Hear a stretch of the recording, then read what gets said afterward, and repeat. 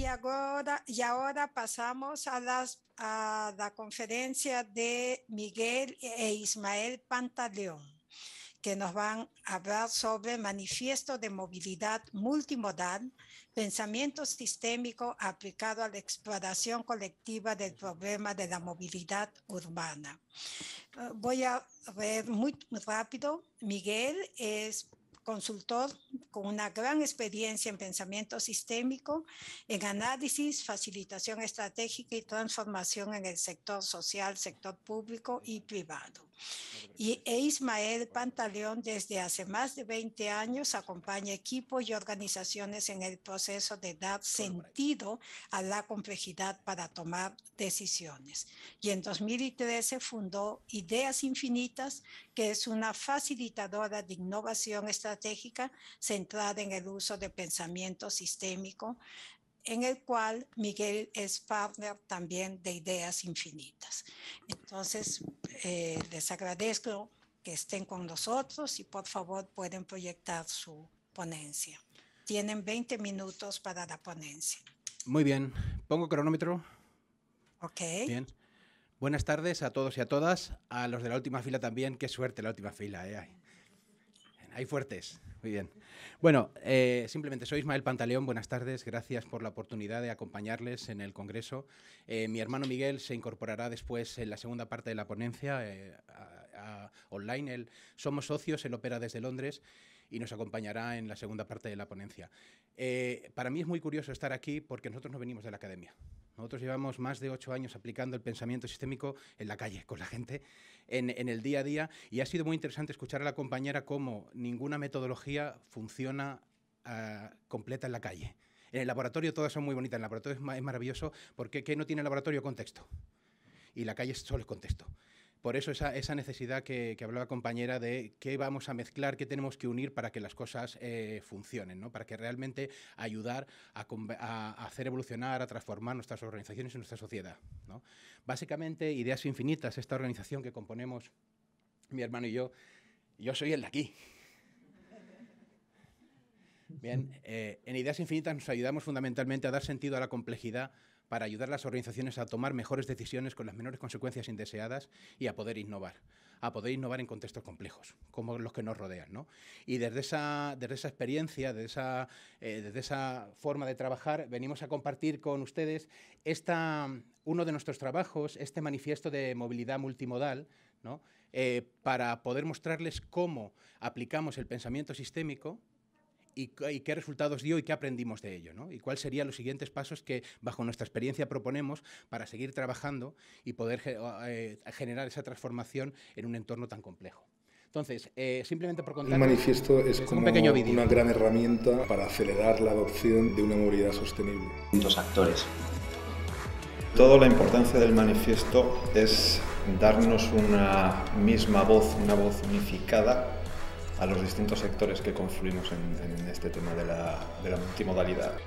Para mí el manifiesto es novedoso básicamente por 3 cosas. Por la metodología que usamos, la innovación sistémica, por la variedad de gente que hemos conseguido reunir y por las posibilidades que nos abre a trabajar vías que hasta ahora no se habían explorado.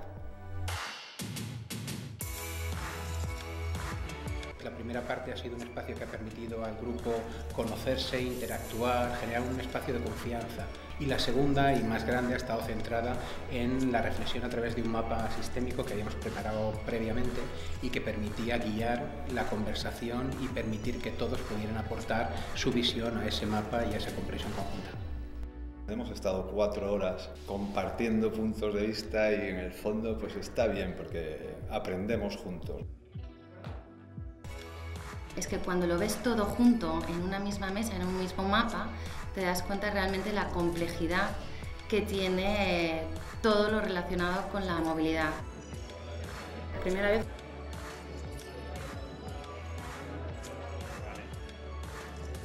Básicamente, este era el reto. Un colectivo nos invita a cómo generar un manifiesto de la movilidad multimodal que diferentes actores puedan firmar para generar una transformación de la movilidad, en este caso la ciudad de Madrid. Estos son prácticamente todos los agentes que están implicados, los actores que participaban de este órgano. No te cambies, presentación. se cambia sola. Desde administraciones públicas, grandes corporaciones, startup, ¿no? Entonces, todas estas entidades, cómo conseguir una visión compartida de la realidad que queremos transformar. Este era el reto que nos proponíamos. Entonces, básicamente, ¿cómo hicimos este trabajo? Se organizó fundamentalmente, en principio eran 4 o 5 workshops que se ampliaron porque nos pilló el confinamiento, ¿no? Y un trabajo previo para conseguir ese primer mapa que sirviera para guiar la conversación, ¿no? Entonces, ¿qué pasó aquí, ¿no? ¿Por qué usamos nosotros el pensamiento sistémico en este proceso? Lo primero, por esto que decíamos, por la necesidad... ¿Pero por qué se va? Por la necesidad de generar una visión compartida de la realidad. Porque, como han dicho los compañeros antes, nadie está en posesión de la verdad absoluta. Lo más que podemos llegar es a estar cada vez un poco menos equivocados. Y para eso hace falta que podamos sentarnos a la misma mesa a poner esos puntos de vista en común y a poder ir trazando esa visión compartida que permita que todas estas entidades puedan sumarse a un manifiesto, ¿no? Otra cuestión importante, las diferentes dimensiones de la complejidad dentro de este ámbito, desde todos los elementos que están en juego, desde los diferentes sectores que están, desde los diferentes... Esto es todo un reto, presentar así. Bien. Y el otro elemento fundamental, el nivel de interdependencia. Cómo gestionar el espacio público, cómo gestionar el sistema económico, cómo poner en común todos esos elementos realmente para poder operar. ¿Vale? ¿Cuál era el reto para aplicar el pensamiento sistémico en esta situación? Pues una cosa clave era cómo consigues hacer pensar a un grupo de profesionales que no están familiarizados con este marco de pensamiento. Y esto es fundamental. Estoy de acuerdo con ustedes, como comentaban antes, en la necesidad de que en el sistema educativo esté presente la visión sistémica. Pero muchos de nosotros y nosotras, gran parte de la sociedad ya está fuera del sistema educativo.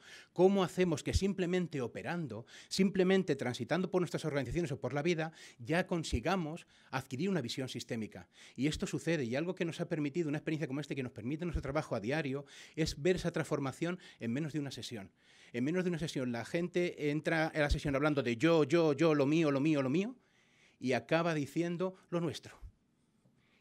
Empieza la sesión culpando al otro de sus problemas y acaba la sesión preguntándose qué fuerzas operaron sobre la otra persona para que tuviera que tomar esas decisiones. Y cuando un equipo es capaz de ganar ese nivel de conciencia, el nivel de preguntas, el nivel de reflexión y el nivel de conversación que se genera es de otra dimensión. Y se genera transformación al instante. ¿Bien? Entonces, otro de los retos que teníamos, aparte de poder poner a estos grupos de profesionales a pensar, era cómo contener y articular la complejidad para hacerla útil sin simplificarla tanto que fuera realmente inoperativa, ¿no? Era un poco los retos que teníamos. Ahora, ¿cómo desarrollamos este proceso? Como les decía, eran 6 workshops que hicimos, uno de ellos online, con diferentes agentes y diferentes temáticas alrededor de la movilidad. Estoy hablando hasta más rápido para que no pase tan rápido la presentación. Bien. Entonces, lo primero que era necesario es generar un clima de seguridad y confianza para que las personas estuvieran dispuestas a hablar, ¿no? Porque estábamos hablando de representantes políticos, de directivos de empresas, de representantes de pequeñas startups. Entonces, era necesario un clima en el que la gente sintiera que podía expresarse y podía expresar sus reflexiones con total seguridad. Por eso el espacio dinámico, por eso el juego, por eso el humor, ¿no? Todo eso era parte de la metodología y de la forma en la que nos acercábamos a ese proceso. Algo que ayudó mucho, sobre todo con un colectivo en el que el pensamiento sistémico no es el marco, era empezar por un pequeño mapa que permitiera, sin hablar de pensamiento sistémico, poner a las personas en un contexto sistémico, ¿no? A veces no hace falta explicar que vamos a hablar de forma sistémica, solo la pregunta ya ayuda a poner el marco. ¿Bien? Entonces, ese primer mapa lo hicimos con una investigación previa, con la ayuda de algunos profesionales, con entrevistas previas que nos permitían ir trazando ese mapa, ¿no? Además, ese mapa nos permitió, lo pudimos usar como un almacén de conocimiento. Algo muy relevante que ya hemos visto en otras situaciones es cuando las personas ven que las aportaciones que se están haciendo, que ellos mismos hacen, aparecen en el mapa con su aportación textual. Es decir, lo que usted dice es lo que va al mapa. No lo que yo interpreto, no yo que soy un consultor voy a interpretar lo que usted ha dicho, no, lo que usted ha dicho es lo que va al mapa. Y luego validamos entre todos si eso está pasando así o si la suposición que estamos haciendo realmente pues, es errónea o no. Ya no sé por dónde va esto. Bien, un punto más. Usamos el mapa como una herramienta para validar o desmentir suposiciones. ¿no? Cada vez que el mapa va creciendo, cada vez que se incorpora la información de un workshop nuevo, lo ponemos delante del grupo para decir, validemos o desmintamos lo que hemos entendido hasta ahora. Y una tras otra, de forma iterativa, la conversación iba enriqueciendo la visión compartida. Bien, muy bien de tiempo. ¿Qué cambios se producen en el marco mental, en el mindset de los participantes y del grupo, ¿no? Lo primero, que conseguimos el resultado. Conseguimos un manifiesto que con la firma de todos los participantes en el proceso, y no solo con los participantes en el proceso, sino que posteriormente otros actores de la movilidad, tanto públicos como privados, se adhieren al manifiesto sin haber estado en él, respaldando la coherencia de la reflexión que se había producido ahí, ¿no? Bien, ¿qué más cosas pasan en el cambio? Que se elaboran 2 manifiestos más. Empezamos con la manifiesto de la movilidad multimodal y sigue el manifiesto de la logística urbana y de la movilidad activa, que estamos inmersos en ese proceso. Es apasionante lo que uno aprende acercándose a contextos que no son el suyo. Ustedes saben con esto de la logística urbana que hay gente joven, saben que pedir por internet todavía es gratis, en muchos casos. Y eso, el aumento de la logística urbana está suponiendo un caos en las ciudades. Saben que hay gente joven que pide cosas ropa por internet, se la prueba para hacerse fotos en Instagram y luego la devuelve. Es brutal, es brutal. Lo que se supone un elemento como ese para una situación como el movimiento y la movilidad de la logística en una ciudad. Bien, ¿qué más cosas pasan? Se produce un cambio en el lenguaje que usan los participantes y de forma natural empiezan a hablar de interdependencia, de feedback, de relaciones, todo esto. Cuando esto pasa en una organización, cuando una organización, como les decía antes, puede preguntarse por su pasado sin necesidad de ir a culpar a nadie, puede aprender. Lo que comentaban antes con que las organizaciones pueden aprender, yo considero que sí. Una organización puede aprender cuando es capaz de entender por qué hizo lo que hizo y qué podría hacer a continuación, ¿no? Entonces, si podemos hablar de esta manera, si podemos ir al pasado a preguntar qué fuerzas influían sobre una persona para tomar una decisión, ya no hay que culpar a nadie. Y además, esa persona ya no necesita defenderse. ¿Bien? Y otra de las cosas que sucedió es que se constató ese cambio en la forma de mirar las situaciones. Esto dejó de ser nosotros contra ellos y empezó a abrirse paso esa corresponsabilidad. Bien, esta idea fundamental de que diferencia claramente el pensamiento lineal del pensamiento sistémico. Cuando empiezan las reuniones, ¿toda la culpa de quién es? De la administración. ¿Quién tiene que arreglar la movilidad? El ayuntamiento. El discurso es lineal todo el rato. Cuando el proceso va desarrollándose, esto es corresponsabilidad. Y empezamos a ser conscientes de que somos causantes de más de la mitad de los problemas que padecemos. Y ese aumento de la consciencia hace que la calidad de las soluciones que aparecen sean mucho mejores, ¿no? Mucho mayor. Bien, entonces, voy a pasar enseguida la palabra a mi hermano Miguel, que nos está esperando online. Y pensamos, desde nuestra experiencia, de nuestro bagaje en ideas infinitas, aplicando desde hace más de 7 años el pensamiento sistémico en las organizaciones, ¿no? Uno de los retos fundamentales que entendemos que estamos viviendo con el pensamiento sistémico es cómo pasar de la comprensión a la práctica, ¿no? Para hacerles un ejemplo, este es el mapa que resume 6 workshops relacionados con la movilidad multimodal. Entonces, eso en muchos casos, es decir, hay una comprensión, los participantes han comprendido lo que está pasando ahí porque lo han construido ellos, pero perdón, que se me mueve el mapa para allá, este mapa es incomprensible para cualquiera que no haya estado en el proceso. No sirve. No sirve. Entonces, ¿cómo pasar de esa comprensión a hacerlo práctico? ¿Cómo de ahí extraigo soluciones, traigo conclusiones y puedo operar? Lo segundo es la complejidad que generamos al tratar de simplificar la complejidad. Y ese mapa es un ejemplo claro de ese proceso. Y por último, esa disonancia entre el paradigma sistémico y la realidad en la que operan los actores. Estamos poniendo un marco sistémico para organizaciones que están operando de forma lineal, de forma segmentada, trabajando en silos, ¿no? Y aunque la gente comprende, cuando se da la vuelta y vuelve a su casa y quiere aplicar, tiene serias dificultades, ¿no? Ustedes lo comentaban con los objetivos de desarrollo sostenible y la falta de sistémica. ¿Por qué? Porque fíjense, sin entrar en profundidad y desde luego sin criticar todo el gran trabajo que se está haciendo, pero la lógica de los objetivos, según la entiendo yo desde fuera, es que si cada uno de los objetivos y cada una de las metas se cumplen, el mundo irá mejor. No sé. Porque conseguir una de las metas no garantiza que todo el sistema vaya mejor. Incluso a veces la lucha por conseguir una meta fastidia a otra. Entonces, la falta de una visión sistémica en ese proceso hace que no podamos comprender cómo nuestras decisiones, a pesar de nuestros mejores esfuerzos, no solo no nos acercan a nuestro destino, sino que nos alejan. ¿Bien? Entonces, Hasta aquí con estos retos del pensamiento sistémico. No sé, Miguel, si estás ahí, te doy la palabra. Hola, ¿me escucháis? Sí. Si quieres Bien, compartir bueno. tu presentación y quitamos esta. Genial, perfecto. Sí. Pues lo primero, dar las gracias a Germán y dar las gracias a Sergio por invitarnos. Como decía Ismael, nosotros no venimos de la academia, venimos de la consultoría, pero esperamos que aportar un poco de valor a esta conversación. Lo que yo os voy a mostrar son nuestros siguientes pasos en esta reflexión, ¿no? Sobre todo en los retos que Ismael planteaba. Los retos como, sobre todo, la complejidad que nosotros generamos cuando tratamos de simplificar la complejidad. Entonces, a donde hemos llegado es a integrar, a utilizar los mapas sistémicos que hemos comprobado ya el valor y los estamos utilizando dentro de una base de datos gráfica, lo cual nos permite interactuar con ellos y le permite a la gente interactuar con ellos de una manera más sensata, por decirlo así. No sé si veis mi pantalla compartida. No, ¿no la estamos viendo? Sí. Si No, podemos compartirla. A ver, la comparto de nuevo. Ahora parece que sí. Sí. Vale, pues esto es un software de base que es una base de datos gráfica donde nosotros estamos integrando el diagrama causal, ¿no? Entonces aquí, por ejemplo, tenemos todas las variables que están en ese diagrama causal y las podemos ir explorando poco a poco. Desde el punto de vista de, por ejemplo, cuáles son las variables que están conectadas con una relación inversa, una entre otras, por ejemplo, ¿no? El uso del transporte privado, el uso del transporte público, el precio del petróleo, etcétera, etcétera.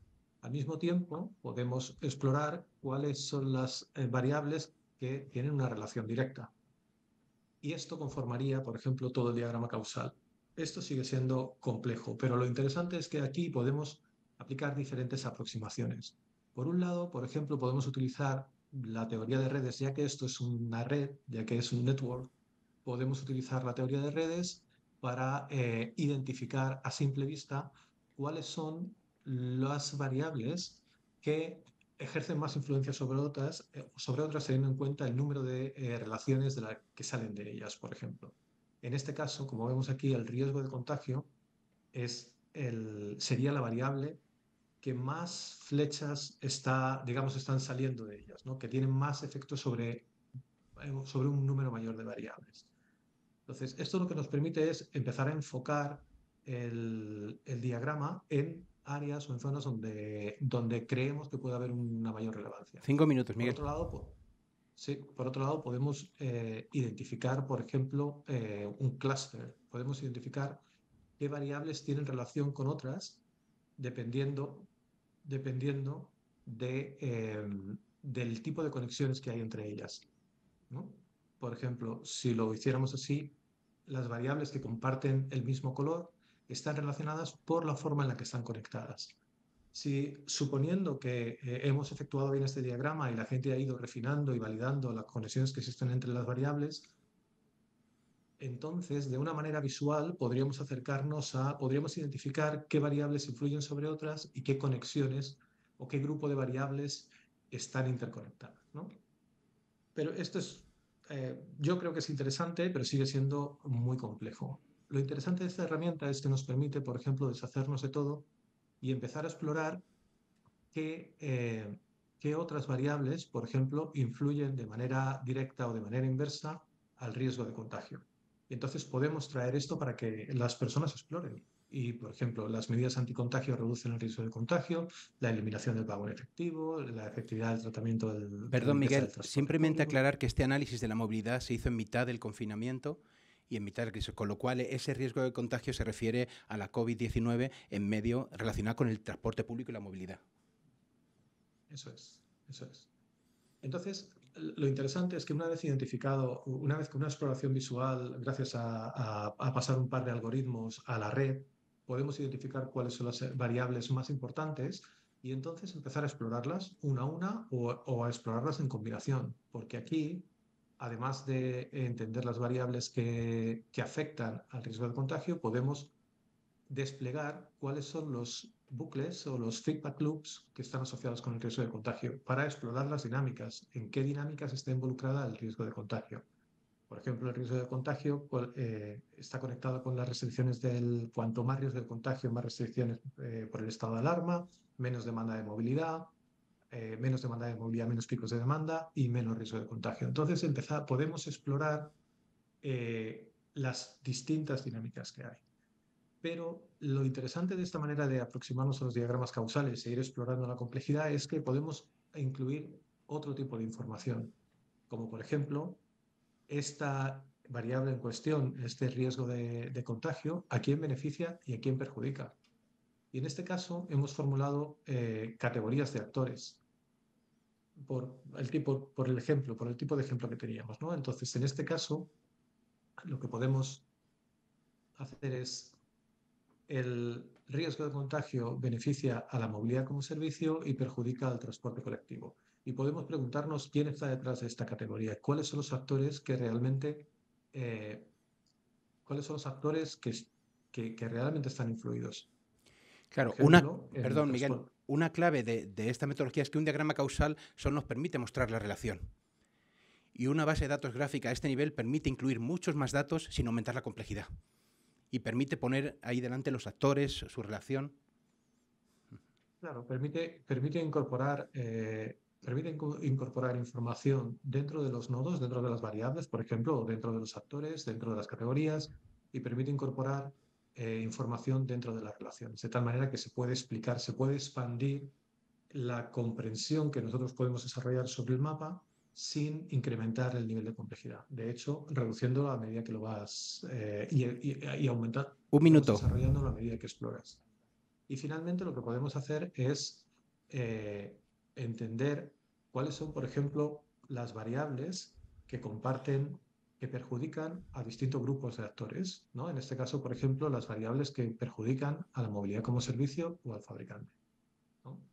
De tal manera que si tenemos que desarrollar una solución colectiva o si tenemos que intervenir de manera colectiva, podemos empezar a identificar qué actores comparten interés, ya sea porque un grupo de variables les beneficia o un grupo de variables les perjudica. Creemos que con esta manera de explorar facilitamos, o con esta manera de capturar la realidad, podemos facilitar que la gente que no tiene esa iniciación en el pensamiento sistémico, en los diagramas causales, pueda acercarse a ellos de una manera mucho más natural y explorativa. Y hasta aquí. Pues esto era. Muchas gracias. Ok, muchas gracias a los hermanos Pantaleón. Gracias. Fantástica presentación de ustedes. Eso me recuerda mucho a los mapas, que alguna vez yo decía los mapas cognitivos, pero da más trabajo y ustedes lo han presentado de una forma que en verdad la relación de causalidad se pueda ver. Yo me voy a tomar la libertad de hacer una mini pregunta. Y el paso siguiente, ¿lo han intentado trabajar, por ejemplo, con dinámica de sistemas? Porque a partir de esos mapas pueden armar un diagrama que te permita continuar. Germán tiene experiencia en eso también. Yo aprendí un poco con él hace muchos años. Sí, ¿quieres contestar, Miguel? Sí, uno de los retos fundamentales que tenemos con la dinámica de sistemas, porque yo empecé por la dinámica de sistemas, por los modelos de simulación, es la estabilidad del contexto. En los contextos donde la situación está estable, sí, y aquí que me corrija quien sepa más que yo, no, pero mi experiencia es que en los contextos donde hay estabilidad, los modelos de simulación son robustos, pueden ser robustos. Pero en las situaciones donde el contexto cambia rápidamente, por ejemplo, actualmente estamos aplicando esta manera de modelar en peace building y political settlement y en zonas de conflicto, no hay estabilidad suficiente en el contexto cambia muy rápidamente y no hay estabilidad suficiente como para que un modelo de simulación cuantificable sea lo suficientemente robusto y válido para tomar decisiones. Por eso, este modelo, que son modelos conceptuales, son mucho más sencillos y ayudan a los expertos realmente, a la gente que realmente sabe de lo que está hablando, les ayuda a complementar esa visión sin necesidad de tener que hacer costosos modelos matemáticos, ¿no? Perfecto, no, perfecto. Sí, yo te doy toda la razón, porque en verdad de esta forma lo estructuras y haces que haya un buen complementamiento de los envolvidos, ¿no? De los que están en el sistema. Implicados. Bien, Miguel e Ismael, muchas gracias por su presentación, muchas gracias para la audiencia. No voy a abrir a más preguntas para tentar... espera, que había una...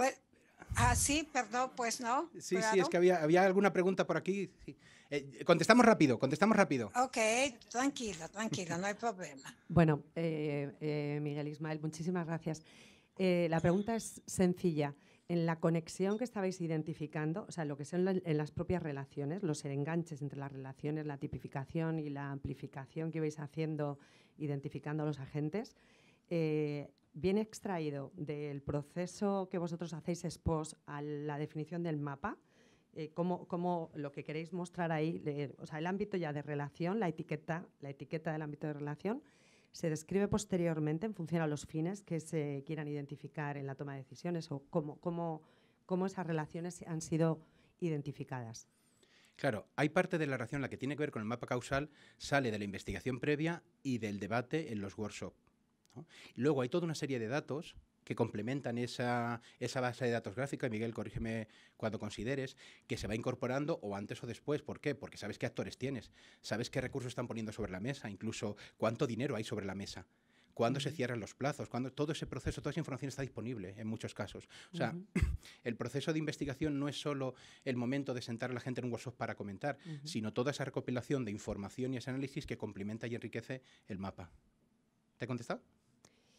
Sí, claro. Sí, pero bueno, hoy y además, en toda esa síntesis que vais haciendo de recorrido, yo comprendo que el pensamiento sistémico lo que está dando es, en estas ideas regenerativas, un nuevo marco de actuación, de manera que también cambie las bolas y las relaciones, e inclusive los agentes, ¿no?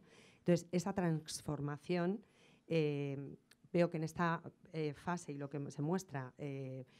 muestra un buen diagnóstico del estado actual, pero no sé cómo convergería con, bueno, pues los buenos analistas, ¿no? Creo que lo comentaba Miguel, ¿no? ¿Quién está planteando un cambio de bolas, un cambio de relaciones, una verdadera transformación con mirada sistémica? No yéndonos ya al pensamiento, porque igual en el pensamiento causal ahí es encontrar, bueno, pues no sé, que me parece súper interesante, ¿eh? O sea, que felicidades a ambos por la propuesta. Gracias. Solo una cosa para complementar eso. Cuando tú estás con todos estos actores generando este mapa, perdón, no solo describes cómo la situación se está comportando ahora, sino que empiezas a generar la narrativa de cómo quieres que se comporte. Y entonces estos mapas sirven para generar las propias teorías de cambio. Si esto ha operado así y esto influye así, ¿dónde tendríamos que influir para que las cosas fueran donde queremos ir? ¿Qué mapa tenemos que generar para que la realidad que queremos construir vaya en esa dirección? Si sabemos que esta estructura va a condicionar el comportamiento o está condicionando ya cómo nos comportamos, si queremos comportarnos de otra manera, ¿qué estructura tenemos que generar? Y esa es la parte del siguiente mapa generativo, ¿no? que vendría después, ¿no? No sé si tenía usted alguna. ¿Estamos? Pues muchas gracias por nuestra parte. Gracias por vuestra atención. Gracias. Muchas gracias a ustedes. Muchas gracias.